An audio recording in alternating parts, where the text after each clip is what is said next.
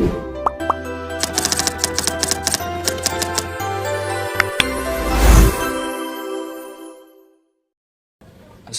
warahmatullahi wabarakatuh. Sebelumnya saya ingin berterima kasih kepada Ibu Sartika selaku dosen pengampu mata kuliah Akuntansi Keuangan Lanjutan 2. Sebelumnya perkenalkan, nama saya Iksal dengan NPM 027222111173.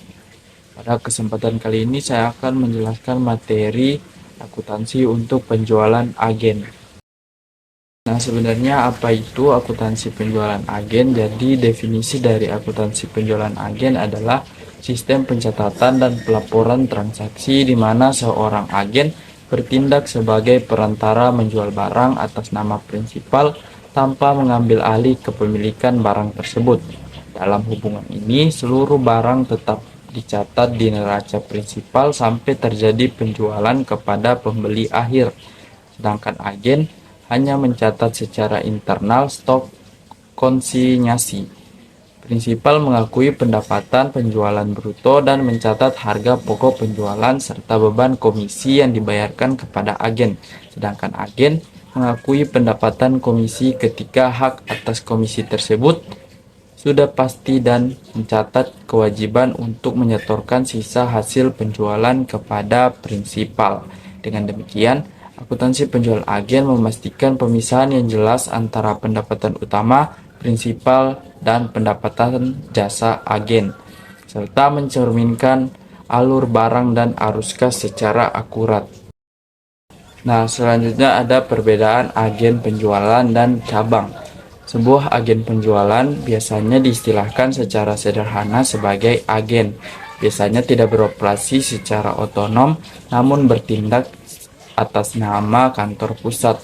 Sementara kantor cabang biasanya memiliki otonom yang lebih luas dan memberikan rentang penyediaan jasa yang lebih besar dibanding agen penjualan.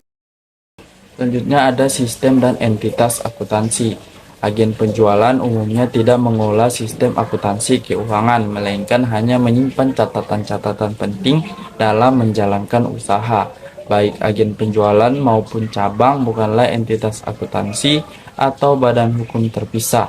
Mereka tidak menyiapkan laporan akuntansi eksternal secara terpisah. Selanjutnya di sini ada ciri-ciri akuntansi penjualan agen. Yang pertama ada kepemilikan barang tetap di prinsipal. Jadi barang yang dikirim ke agen masih tercatat sebagai milik prinsipal hingga terjual ke pembeli akhir. Dan yang kedua ada agen menerima komisi, bukan margin harga. Nah, imbalan agen berupa persentase komisi dari nilai penjualan, bukan selisih antara harga beli dan harga jual. Yang ketiga ada resiko dan pengembalian ditanggung prinsipal. Nah, semua risiko retur, kerusakan, atau penyusutan barang berada di pihak prinsipal. Yang keempat ada pencatatan terpisah. Kalau prinsipal mencatat penjualan bruto, HPP, dan beban komisi, sementara agen mencatat utang ke prinsipal atau hasil penjualan dan pendapatan komisi. Dan yang terakhir ada pengawasan persediaan secara mendalam. Prinsipal memantau stok konsinyasi melalui catatan pengawasan, sementara agen hanya mencatat internal untuk kontrol. Selanjutnya ada prinsip dasar. Jadi dalam prinsip dasar ini ada dua. Yang pertama ada substance over form dan revenue recognition. Yang pertama, substance over form, yaitu menegaskan bahwa dalam akuntansi, apa yang tertera di balik bentuk transaksi harus didasarkan pada hak dan kewajiban substansif yang sesungguhnya. Dalam konteks penjualan melalui agen, meski secara fisik barang berada di tangan agen, secara substantif kepemilikan dan risiko atas barang tersebut masih melekat pada prinsipal sampai terjadinya penjualan akhir. Oleh karena itu, barang konsinyasi tidak dicatat sebagai persediaan di neraca agen, melainkan tetap tercatat di neraca prinsipal yang secara ekonomis memang masih memiliki dan menanggung resiko kerusakan, kehilangan, dan retur. Dengan mengikuti prinsip ini, laporan keuangan mencerminkan realitas ekonomi transaksi bukan hanya sekedar tampilan alur barang secara fisik. Nah, selanjutnya ada prinsip yang kedua, yaitu revenue recognition. Dalam konteks penjualan melalui agen dibedakan untuk masing-masing pihak. Jadi revenue recognition ini ada dua, untuk prinsipal dan untuk agen. Untuk prinsipal yaitu mengakui pendapatan penjualan penuh pada saat semua kriteria pendapatan terpenuhi, yaitu yang pertama kontrol dan manfaat ekonomis, yang kedua jumlah pendapatan dapat diukur, yang ketiga kemungkinan penerimaan kas. Nah, sementara untuk agen, yaitu agen tidak mencatat pendapatan penjualan barang, melainkan hanya mengakui pendapatan komisi sebagai imbal jasa. Pengakuan komisi ini baru bisa dilakukan ketika yang pertama agen telah menyelesaikan kewajibannya, dan yang kedua hak agen atau komisi telah menjadi pasti, baik jumlah maupun tanggal pembayarannya.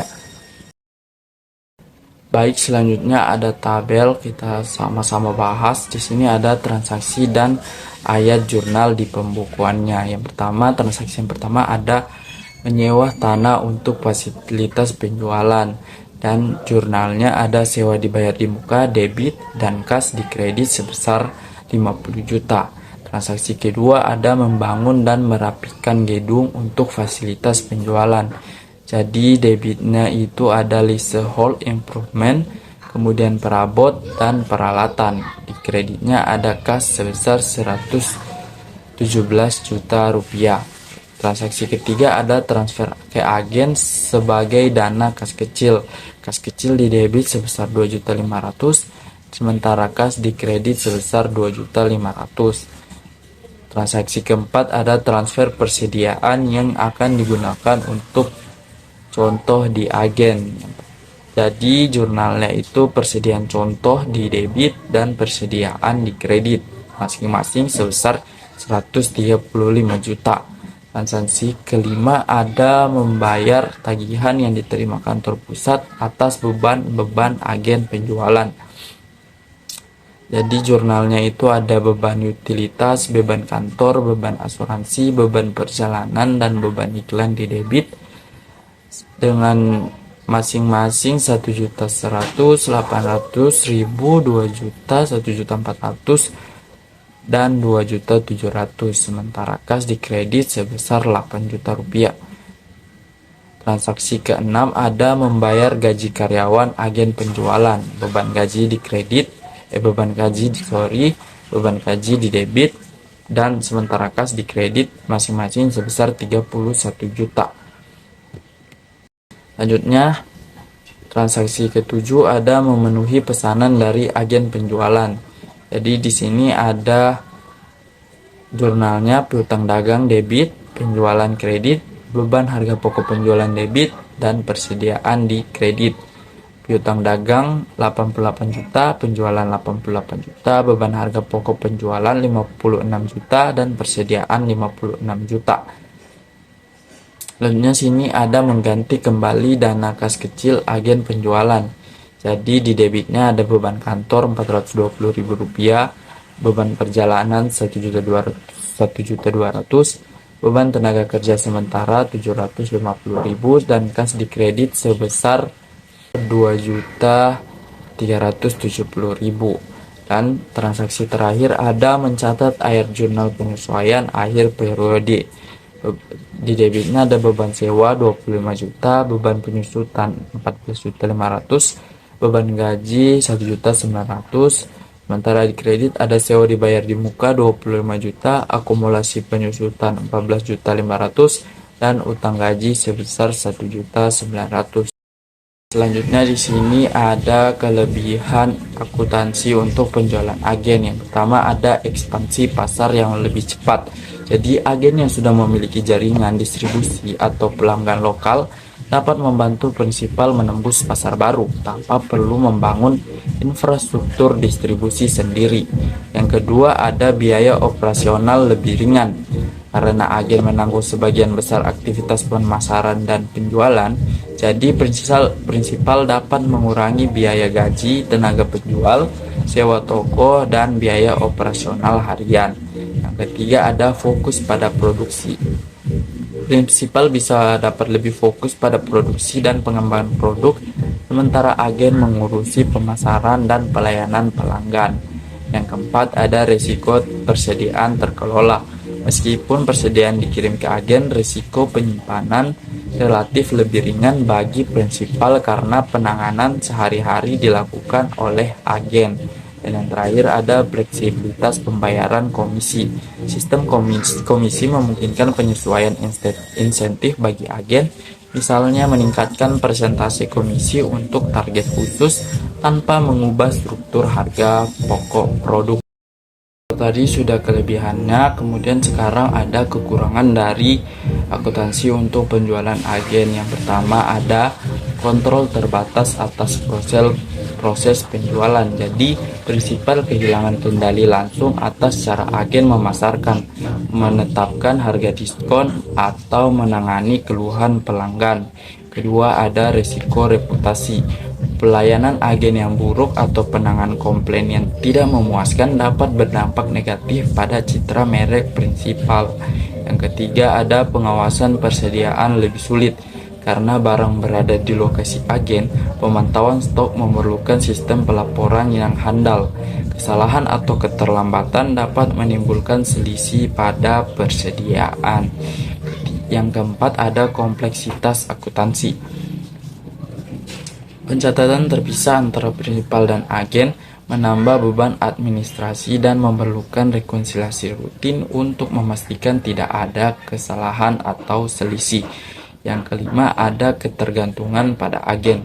Jika agen gagal mencapai target atau berhenti bekerja sama, prinsipal bisa mengalami gangguan distribusi yang signifikan dan perlu waktu untuk mencari penggantinya. Terakhir di sini ada kesimpulan. Jadi akuntansi penjualan agen ini dirancang untuk merencanakan realitas ekonomi di mana kepemilikan barang tetap berada di prinsipal hingga barang terjual ke pembeli akhir. Sehingga prinsipal mengakui pendapatan bruto dan mencatat harga pokok penjualan serta beban komisi pada periode yang sama. Sementara agen hanya mencatat utang hasil penjualan dan pendapatan komisi. Dengan pemisahan ini, alur barang dan arus kas tercatat dengan transparan, resiko retur serta kerusakan dikelola oleh prinsipal, dan laporan keuangan kedua belah pihak mencerminkan peran masing-masing yang secara akurat. Baik, mungkin itu saja penyampaian materi saya pada hari ini. Mohon maaf jika ada kesalahan. Wassalamualaikum warahmatullahi wabarakatuh.